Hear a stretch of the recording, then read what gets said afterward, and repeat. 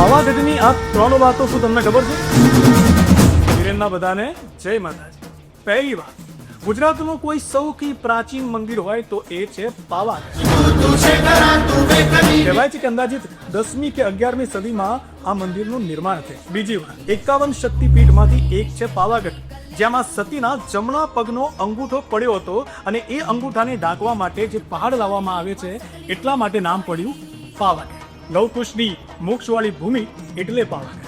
વિશ્વામિત્રીએ માં કાળકાની ત્યાં મૂર્તિ સ્થાપિત કરી હતી અને માં એમનાથી ખુશ થઈ અને એક નદીનું સર્જન કરે છે એટલે નામ પડ્યું વિશ્વામિત્રી નદી. ને ત્રીજી વાત, દુનિયાનું કહી શકાય કે સૌથી કોઈ ઊંચું મંદિર હોય માતાનું તો એ છે પાવાગઢ. જો ચાલતા જાઓ ને તો અંદાજિત 2500 જેટલી સીડી ચડો ત્યારે માતાના દર્શન કરો.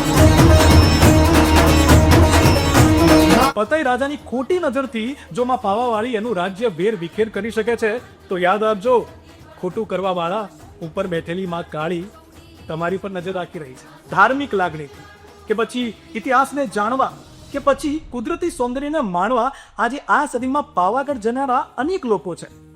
એમાંથી તમે કયા?